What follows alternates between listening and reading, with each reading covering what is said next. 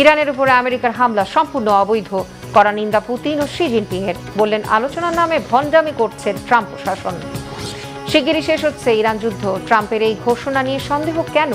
শান্তির আড়ালে আবারও কি হামলা চালাবে? কি হুমকি দিল ইরান? এক প্যাকেট চকলেট নিয়ে বিশ্বে ভাইরাল মোদি ও মেলোনি।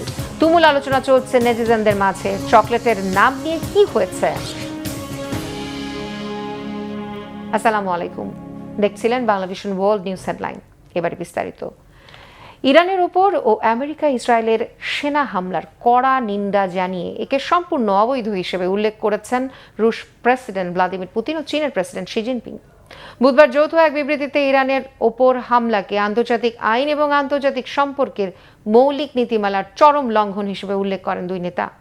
মার্কিন প্রেসিডেন্ট ডোনাল্ড ট্রাম্পের চীন সফরের এক সপ্তাহের মাথায় বুধবার চীনে যান রুশ প্রেসিডেন্ট। বৈঠকের পর এক যৌথ বিবৃতিতে দুই নেতা ইরানের ভেতরে চালানো মার্কিন হামলা মধ্যপ্রাচ্যের আঞ্চলিক স্থিতিশীলতাকে মারাত্মকভাবে বিপন্ন করছে বলে কড়া নিন্দা জানান। আমেরিকার তীব্র সমালোচনা করে তারা বলেন, অন্য দেশের বিরুদ্ধে বিশ্বাসঘাতকতামূলক সামরিক হামলা আর এই ধরনের হামলার প্রস্তুতির আড়ালে আলোচনার ভণ্ডামিপূর্ণ ব্যবহার অগ্রহণযোগ্য। এছাড়া সার্বভৌম রাষ্ট্রগুলোর নেতাদের গুপ্ত হত্যা, এই রাষ্ট্রগুলোর অভ্যন্তরীণ রাজনৈতিক পরিস্থিতির অস্থিতিশীলতা ও শাসন ব্যবস্থা পরিবর্তনের উস্কানি এবং বিচারের জন্য জাতীয় নেতাদের নির্লজ্জভাবে অপহরণের কড়া সমালোচনা করেন তারা। ইরান যুদ্ধ দ্রুত শেষ করার তাগিদ দেন তারা। এদিকে মার্কিন প্রেসিডেন্ট ডোনাল্ড ট্রাম্পের হাই প্রোফাইল সফরের পরপরই রাশিয়ার প্রেসিডেন্ট ভ্লাদিমির পুতিনের বেইজিং সফর বিশ্ব রাজনীতিতে নতুন করে আলোচনা জন্ম দিয়েছে। বিশ্লেষকদের একটি বড় অংশের মতে এই মুহূর্তে শি জিনপিং এর চেয়ে পুতিনের কাছে বৈঠকের প্রয়োজনীয়তা বেশি। বিস্তারিত মীর ফজলের আবেদাস রিপোর্টে। সব পথ যেন এসে মিশেছে চীনের রাজধানী বেইজিংয়ে। মার্কিন প্রেসিডেন্ট ডোনাল্ড ট্রাম্পের হাই প্রোফাইল সফরের পর এবার চীনের মাটিতে পা রাখলেন রুশ প্রেসিডেন্ট ভ্লাদিমির পুতিন। ওয়াশিংটন যখন হিসাব মিলাতে ব্যস্ত, তখন বেইজিংয়ের লাল গালিচায় দাঁড়িয়ে নতুন এক বিশ্ব সমীকরণের বার্তা দিচ্ছেন পুতিন। চীনা রাষ্ট্রীয় বার্তা সংস্থা সিনহুয়া জানিয়েছে 19 মে রাতে বেইজিং পৌঁছান পুতিন। এ সময় বিমানবন্দরে রুশ প্রেসিডেন্টকে স্বাগত জানান চীনা পররাষ্ট্রমন্ত্রী ওয়াং ই। 2001 সালের সুপ্রতিবেশী ও বন্ধুত্বপূর্ণ সহযোগিতা চুক্তির 25 বছর পূর্তি উপলক্ষে আয়োজিত অনুষ্ঠানে যোগ দেওয়াই এই সফরের অন্যতম উদ্দেশ্য। তবে পর্যবেক্ষকদের মতে আনুষ্ঠানিকতার চেয়েও বেশি গুরুত্ব পাচ্ছে দুই নেতার বৈঠক। ট্রাম্পের সফরের পরপরই রাশিয়ার প্রেসিডেন্ট ভ্লাদিমির পুতিনের বেইজিং সফর বিশ্ব রাজনীতিতে নতুন করে আলোচনার জন্ম দিয়েছে। বিশ্লেষকদের মতে সময়টা যেমন গুরুত্বপূর্ণ, তেমনি এর কূটনৈতিক বার্তাও বেশ স্পষ্ট। বেইজিং এখন এমন এক কূটনৈতিক অবস্থানে পৌঁছেছে যেখানে তারা প্রতিদ্বন্দ্বী শক্তিগুলোর সঙ্গে সমানতালে সম্পর্ক বজায় রাখতে পারছে। ট্রাম্পের সফরের পরপরই পুতিনকে স্বাগত জানানো সেই সক্ষমতারই ইঙ্গিত। এতে কোনো সন্দেহ নেই যে এই সফরের সময়সূচি নির্ধারণের ক্ষেত্রে চীন ও রাশিয়া বেশ চতুরতার পরিচয় দিয়েছে। ডোনাল্ড ট্রাম্পকে আসলে বেশ কায়দা করে মাঝখানে চেপে ধরা হয়েছে, কারণ তিনি বেজিং এ পৌঁছানোর ঠিক আগেই সেখানে এসেছিলেন ইরানের পররাষ্ট্রমন্ত্রী। আর ট্রাম্প বিদায় নিতেই পা রাখলেন রুশ প্রেসিডেন্ট। বেজিং এর এই কূটনীতি সত্যি বেশ নজরকাড়া। পুরো বিশ্বের সামনে এই দৃশ্য দেখাতে তারা দারুণ উপভোগ করছে। নিজেদের দেশের জনগণের সামনে ক্ষমতা জাহির করার এই সুযোগ তারা হাতছাড়া করতে চাইছে না। ধারণা করা হচ্ছে এই সফরে অন্যান্য বিষয়ের চেয়ে চীনের সাথে সাইবেরিয়ান গ্যাস পাইপলাইন চুক্তির ওপর বেশি জোর দেবেন পুতিন। রাশিয়ার গ্যাসের সবচেয়ে বড় ক্রেতা ছিল ইউরোপীয় ইউনিয়ন, কিন্তু ইউক্রেন যুদ্ধের পর পশ্চিমাদের নিষেধাজ্ঞা এবং নর্ড স্ট্রিম পাইপলাইন ক্ষতিগ্রস্ত হওয়ায় ইউরোপে রাশিয়ার গ্যাস রপ্তানি প্রায় তলানিতে ঠেকেছে। বিশাল এই আর্থিক ক্ষতি পুষিয়ে নিতে রাশিয়ার কাছে এখন চীনের মেগা মার্কেটের কোনো বিকল্প নেই। পুতিনের এই সফরের মূল এজেন্ডা বা বড় লক্ষ্য হল সাইবেরিয়ার গ্যাস পাইপলাইন চুক্তিটি চূড়ান্ত করা। প্রায় 8 বছর ধরে এই চুক্তি নিয়ে আলোচনা চলছে। পুতিনের আশা এবার হয়তো চুক্তিটি সই হবে। তাছাড়া গত মার্চে পঞ্চবার্ষিকী পরিকল্পনাতেও এর উল্লেখ ছিল, তাই ধারণা করা যায় এবার এই বিষয়ে বড় কোনো অগ্রগতি দেখা যাবে। বিশ্লেষকদের একটি বড় অংশের মতে এই মুহূর্তে শি জিনপিং এর চেয়ে পুতিনেরই বৈঠকের প্রয়োজন অনেক বেশি। ইউক্রেনে পুতিনের বিপর্যয়কর যুদ্ধের পর রাশিয়া এখন অনেকটাই চীনের ওপর নির্ভরশীল। চাথাম হাউসের রাশিয়া ও ইউরেশিয়া প্রোগ্রামের ফেলো টিমোথি আশ মনে করেন পুতিন হয়তো বেইজিংয়ের থেকে আরও সামরিক সহায়তা চাইতে পারেন। তার মতে ট্রাম্প যেভাবে বেইজিংয়ের কাছে হাত পাততে গিয়েছিলেন পুতিনকেও অনেকটা সেভাবেই যেতে হচ্ছে, কারণ আসল ক্ষমতার চাবিকাঠি এখন চীনের হাতেই। বিশ্লেষকদের মতে বিশ্ব যখন ক্রমশ বিভক্ত হয়ে পড়ছে তখন চীন নিজেকে একটি অপরিহার্য ও নিরপেক্ষ মধ্যস্থতাকারী হিসেবে তুলে ধরার চেষ্টা করছে। চীন নিজেকে এমন এক নিরপেক্ষ খেলোয়াড় হিসেবে দেখাতে চায় যার কোনো শত্রু নেই, যা ধীরে ধীরে দেশটিকে বিশ্ব রাজনীতির আসল পাওয়ার হাউস হিসেবে তৈরি করছে। মীর ফজলে রাব্বি, বাংলা ভিশন। 2 থেকে 3 দিনের মধ্যে শেষ হচ্ছে ইরান যুদ্ধ, হবে শান্তি চুক্তি। হঠাৎ এমন ঘোষণা দিলেন মার্কিন প্রেসিডেন্ট ডোনাল্ড ট্রাম্প। তবে ট্রাম্পের কথার উপর ভরসা রাখতে নারাজ বিশ্লেষকরা। তবে কি শান্তির আড়ালে আবারও হামলা চালাবে আমেরিকা? কি বলছে ইরান? আবার যুদ্ধ হলে কি চমক দেখাতে চাইছে খামেনির দেশ? সাজিদা ইসলাম তন্নির ডেস্ক রিপোর্ট। শেষ পর্যন্ত বন্ধ হচ্ছে ইরান যুদ্ধ। অবশেষে এমন ঘোষণা দিলেন মার্কিন প্রেসিডেন্ট ডোনাল্ড ট্রাম্প। তবে কতক্ষণ টিকবে তার এই ঘোষণা? এটি কি আবারও হামলার কৌশল, নাকি সত্যিই ইরান যুদ্ধ বন্ধ চান ট্রাম্প? কেন ট্রাম্পের কোনো কথার ওপরই কেউ আস্থা রাখতে পারে না? বিশ্লেষকরা বলছেন, বারবার অবস্থান বদলাতে পারদর্শী ট্রাম্প নিজের কথা বারবারই নিজেই ভেঙেছেন। আর এবারের এই ঘোষণা কতক্ষণ টিকে সেটাই দেখার। ট্রাম্পের হঠাৎ যুদ্ধ বন্ধের ঘোষণা নিয়ে কি বলছে ইরান? নিয়মিত বিরতিতে দেয়া বক্তব্যের দ্বিচারিতা আর কথার সাথে কাজের মিল না থাকায় দিন দিন হাস্যকর গুরুত্বহীন বিশ্বনেতায় পরিণত হয়েছেন ডোনাল্ড ট্রাম্প। তেহরানকে হারাতে গিয়ে বারবার ব্যর্থ হওয়ায় তিনি তালগোল পাকিয়েছেন সামগ্রিক যুদ্ধ পরিকল্পনাতেও। এমনকি প্রেসিডেন্ট ট্রাম্পের মানসিক সুস্থতা নিয়েও আলোচনা হয়েছে ব্যাপক। তবে এসবের পরোয়া না করে কয়েক ঘন্টার ব্যবধানে একের পর এক নিজের বক্তব্যের সাথে সাংঘর্ষিক পাল্টা বক্তব্য দিয়ে যাচ্ছেন মার্কিন প্রেসিডেন্ট।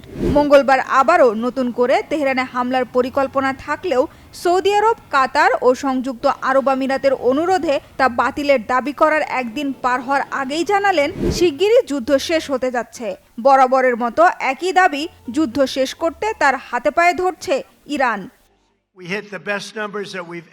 আমরা খুব দ্রুত ইরানের সাথে যুদ্ধ শেষ করতে যাচ্ছি। 2 মাসের যুদ্ধে ইরান এখন এতটাই ক্লান্ত যে ওরা একটা চুক্তিতে আসতে মরিয়া হয়ে উঠেছে। তবে আমরা অসাধারণ কাজ করেছি। আমার মনে হয় আমরা খুব দ্রুতই যুদ্ধ শেষ করে ফেলব। এবার প্রেসিডেন্ট ট্রাম্পের হ্যাঁতে হ্যাঁ মিলিয়েছেন মার্কিন ভাইস প্রেসিডেন্ট জেডি ভ্যান্সও। আলোচনা স্থায়ী সমাধানের দিকে এগিয়ে যাচ্ছে। কোনো পক্ষই নতুন করে যুদ্ধে জড়াতে চায় না বলে মন্তব্য করেছেন ভ্যান্স। শান্তি আলোচনায় আমরা বেশ ভালো করেছি। আমরা মনে করি ইরানিরাও একটি চুক্তিতে আসতে চায়। হামলা চালিয়ে যেতে আমাদের একটি বিকল্প পরিকল্পনাও আছে। আমরা সামরিক অভিযান আবারও শুরু করতে পারি, কিন্তু প্রেসিডেন্ট তা চান না এবং আমার মনে হয় ইরানিরাও তা চায় না। শান্তি আলোচনার মাধ্যমে নাকি সামরিক অভিযান চালিয়ে ইরান জয় করবেন তা নিয়ে শেষ পর্যায়ে আমেরিকা দ্বিধাদ্বন্দ্বে ভুগলেও বরাবরই নিজের অবস্থানে অনড় খামেনির দেশ ইরান। যে কোনো আঘাতের বিরুদ্ধে কড়া হুঁশিয়ারি দিয়েছেন দেশটির পররাষ্ট্রমন্ত্রী আব্বাস আরাকচি। সাফ জানিয়ে দেন, নতুন করে যুদ্ধে জড়াতে আসলে শত্রুর জন্য অনেক চমক অপেক্ষা করছে। আগ্রাসনের অপচেষ্টাকারীদের দেখে নেয়ার হুঁশিয়ারি দিয়েছেন ইরানের সামরিক বাহিনীর মুখপাত্র ব্রিগেডিয়ার জেনারেল মোহাম্মদ আকরামিনিয়া। ইরানকে পরাজিত বা নত করা যাবে না উল্লেখ করে জানান, যুদ্ধবিরতির সুযোগে শত্রু মোকাবেলার সব প্রস্তুতি সেরে ফেলেছে ইরানি সেনারা।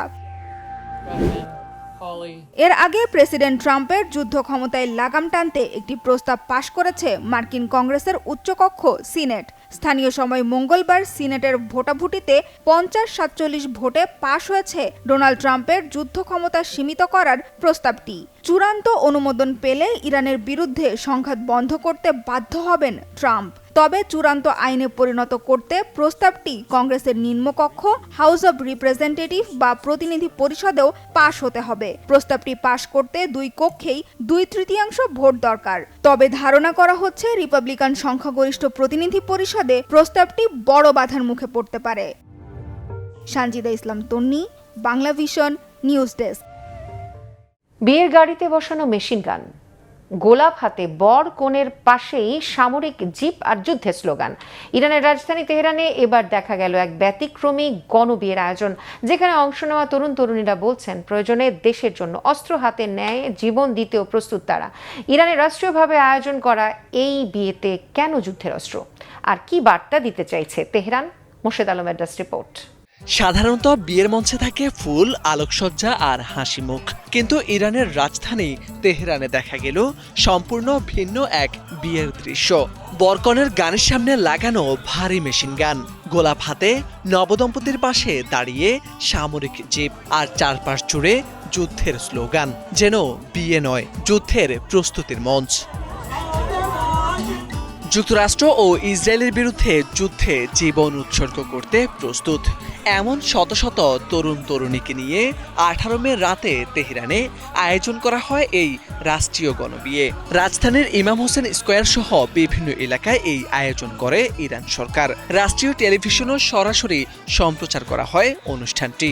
স্থানীয়দের মতে ট্রাম্পের সাম্প্রতিক সামরিক হুমকির মুখে জনগণের মনোবল বাড়াতে এমন আয়োজন সামনে আনা হয়েছে।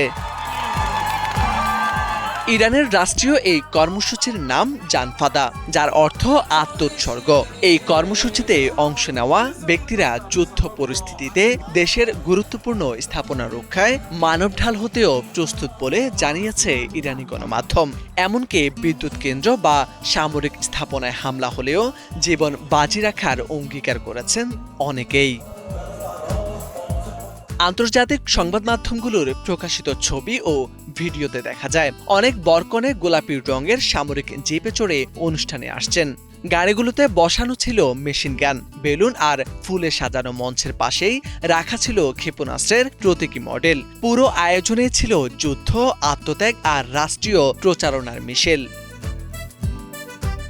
মোর্শেদ আলম, বাংলা ভিশন।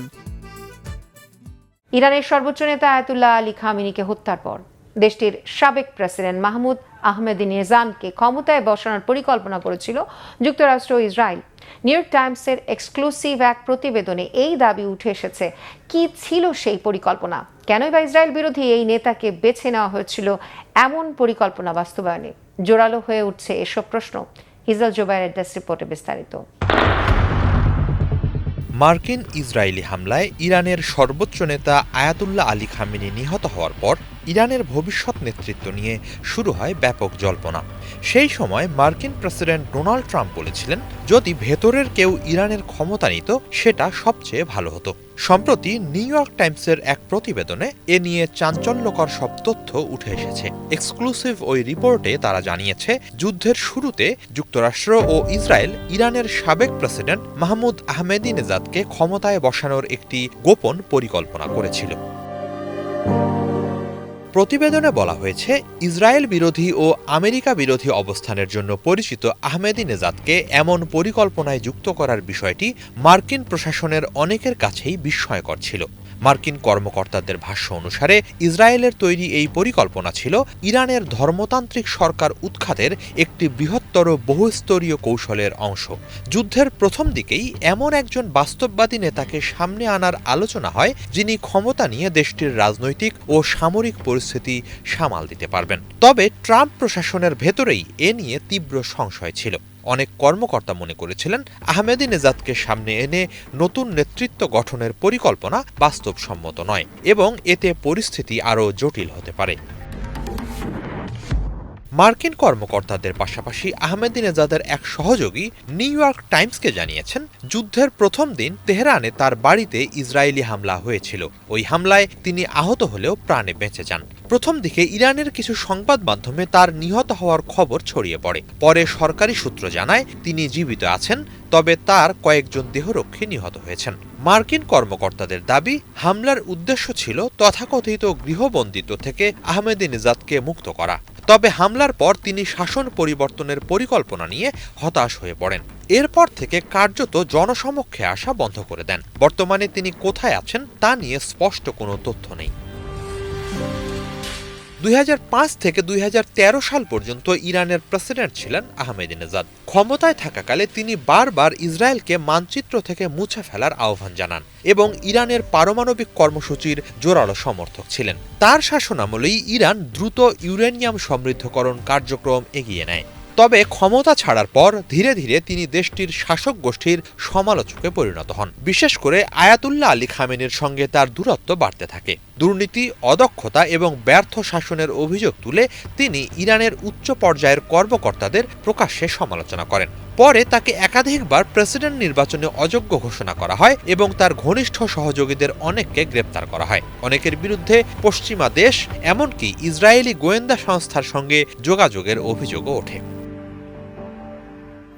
নানা পট পরিবর্তনের প্রেক্ষাপটে পশ্চিমাদের সঙ্গে আহমেদিনেজাদের সম্পর্ক হয়ে ওঠে অনেক বেশি ধোঁয়াশাপূর্ণ। 2019 সালে নিউ ইয়র্ক টাইমসকে দেয়া এক সাক্ষাৎকারে আহমেদিনেজাদ ট্রাম্পের প্রশংসা করেন এবং ইরান যুক্তরাষ্ট্র সম্পর্ক স্বাভাবিক করার পক্ষে মত দিয়েছিলেন।